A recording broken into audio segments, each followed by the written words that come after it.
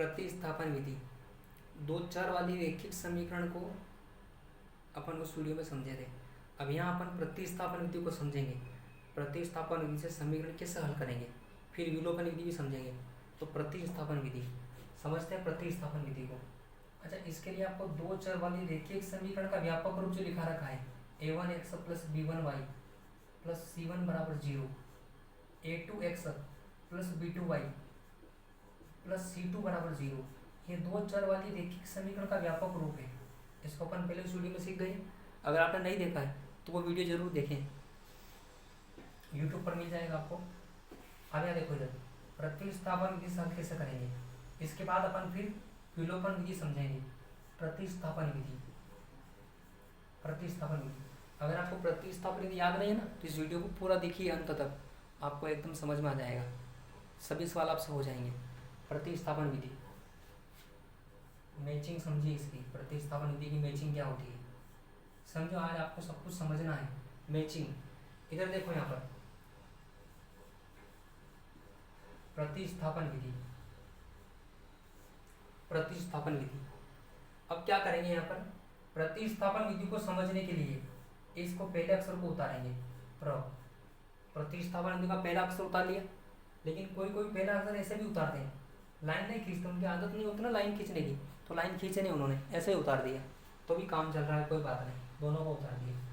चलो, अब प्र से अगर अपने को कोई शब्द बनाना है तो प्रथम, प्रथम।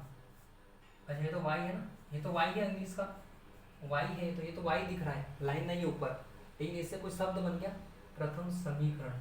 समीकरण का टॉपिक चल रहा है तो समीकरण नाम लिखेंगे प्र से प्रथम बनकर। तो आपको क्या ध्यान देना है, प्रतिस्थापन विधि में क्या काम करते हैं। प्रतिस्थापन विधि में प्रथम समीकरण से y का मान निकालते हैं, y का मान निकालते हैं। प्रथम समीकरण से, प्रथम समीकरण से, प्रथम समीकरण से y का मान निकालते हैं, y का मान निकालते हैं, निकालते हैं, निकालते हैं, y का मान निकालते हैं। कैसे याद आएगा, सवाल में कैसे याद आएगा, प्र को देखकर, ये y जैसा भी दिख रहा है तो प्र का मतलब प्रथम से y का मान निकालेंगे। अब एक बात सुन लो, इधर प्रथम समीकरण से y का मान निकाला है तो रखेंगे तो दूसरे समीकरण में, तथा उस मान को, उस मान को दूसरी समीकरण में रखेंगे, दूसरी समीकरण में रखेंगे, तब उत्तर आएंगे। तो ये काम आपको कर लेंगे तब उत्तर आ जाएंगे। अब बताओ, ये कोई कठिन काम है, बात करते हो आप कि गणित समझ में नहीं आती है। यहाँ देखो, इधर प्रतिस्थापन विधि, प्रथम समीकरण से y का मान निकालकर समीकरण 2 में रख देंगे तो अपना काम बन जाएगा।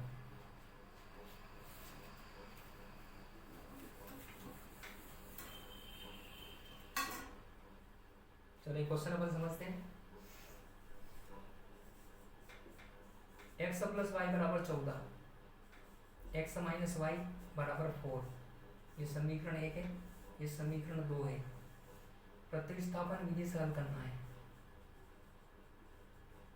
प्रतिस्थापन विधि से हल करना है, प्रतिस्थापन विधि से हल करना है।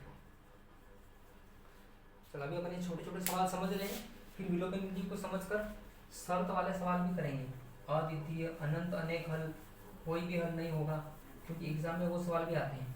लेकिन अभी अपन इस सवाल को समझ रहे हैं, प्रतिस्थापन को। तो कोई भी सवाल जब अपन हल करते हैं तो ये लिखेंगे पहले दी गई समीकरण, दोनों समीकरण लिख देंगे, हमें इसको प्रतिस्थापन विधि से हल करना है। चलो अभी इसको अपन स्टेप 1 से कर रहे हैं। दिया है तो आपको लिखना ही है, दिया है में क्या आएगा, दिया है समीकरण, दोनों लिख देंगे, नंबर 1 और 2 भी डाल देंगे, नंबर 1 और 2 भी डाल देंगे। हमें प्रतिस्थापन विधि से हल करना है, स्टेप 1। अब स्टेप 1 से अपन सवाल शुरू कर रहे हैं। प्रतिस्थापन विधि से हल करना है ना, तो प्रतिस्थापन विधि से ही शुरू करेंगे, प्रतिस्थापन विधि से। अब प्रतिस्थापन विधि में क्या काम करते हैं, प्रथम समीकरण, प्रथम समीकरण को उतारते हैं केवल, प्रथम समीकरण चूंकि करके x plus Y equal to 14, प्रथम समीकरण से y का मान निकाला जाता है, y का मान, ये y दिख रहा है ना, y का मान निकालने के लिए x को इधर भेजना पड़ेगा।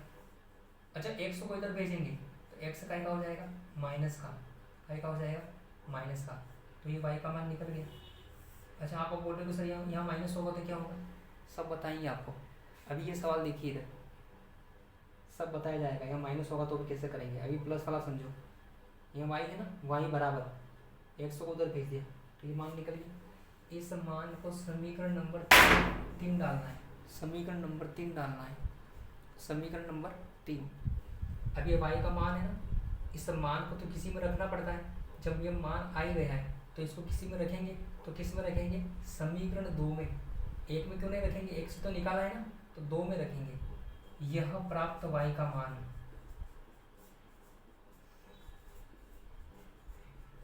यह प्राप्त y का मान समीकरण 2 में रखने पर, समीकरण 2 में रखने पर, समीकरण 2 में रखने पर, एक से निकाला है तो 2 में रख रहे हैं।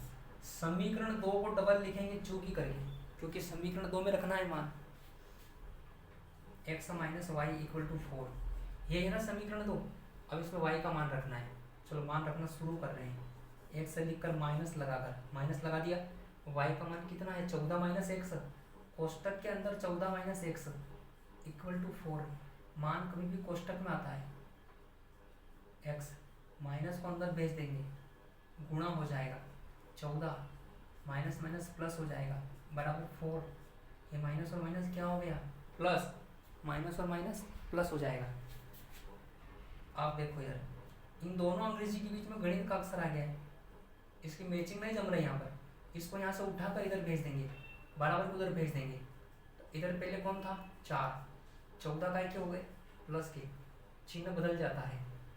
इधर कौन कौन बचे, एक्स प्लस एक्स, 2x हो जाएंगे, 18 हो जाएंगे। डॉट वाला अक्षर बटे में आ जाएगा, 18 बटा 2, 18 बटा 2,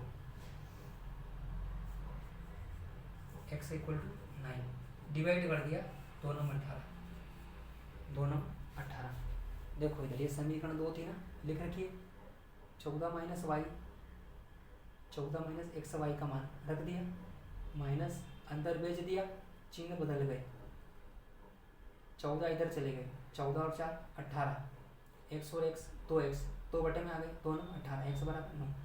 अभी x का मान अपने पास 3 समीकरण दिख रही है, 1 2 3, किसी में भी रखकर y का मान निकाल सकते हैं, किसी में भी रखकर, पर अपन उसमें रखेंगे जो सरल दिख रही है। सरल तो ये दिख रही है, इसमें डायरेक्ट y की वैल्यू आ जाएगी। आप इसमें रखोगे तो भी आ जाएगी, इसमें रखोगे तो भी आ जाएगी, एक ही बात है। अभी अपन इसमें रख रहे हैं, यह x का मान, यह x का मान समीकरण 3 में रखने पर, समीकरण 3 में रखने पर, समीकरण 3 को लिखेंगे, चूंकि करके डबल लिखेंगे। ये समीकरण 3 दिख रही है आपको, y बराबर 14 माइनस एक्स, वाई बराबर 14 माइनस एक्स, वाई बराबर 14 माइनस एक्स, समीकरण 3 लिख दी।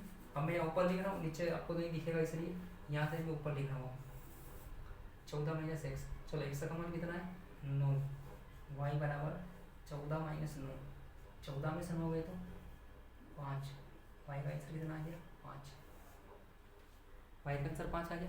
तो अपना अभिष्ट हल कौन कौन हो गया, अभिष्ट हल एक्स बराबर 9, वाई बराबर 5, ये अभिष्ट हल है, अभिष्ट हल है। तो इस टाइप से इसको हल कर दिया आपने। कैसे पता चलेगा एग्जाम में आंसर सही है, सुन लो इधर, कोई भी समीकरण हल कर ली, आंसर आ गए, और एक्स और वाई की वैल्यू किसी भी समीकरण में रखकर चेक कर लेंगे, वो समीकरण को संतुष्ट करना चाहिए। जैसे समीकरण first, X plus Y equal to 14 दे रखा है, एक्स की जगह लिखेंगे 9, 5 14 चल रहा है, 9 और 5 14 होते हैं, बराबर 14 हो गए, संतुष्ट हो गया, उत्तर ऑलरेडी सही है। किसी भी समीकरण के आंसर उस समीकरण को संतुष्ट करते हैं। चलो यहाँ तक उतारिए, बाकी अपन विलोपन विधि, वज्र गुणन विधि और शर्त वाले सवाल अगले वीडियो में समझेंगे, इसको नोट कर लीजिए।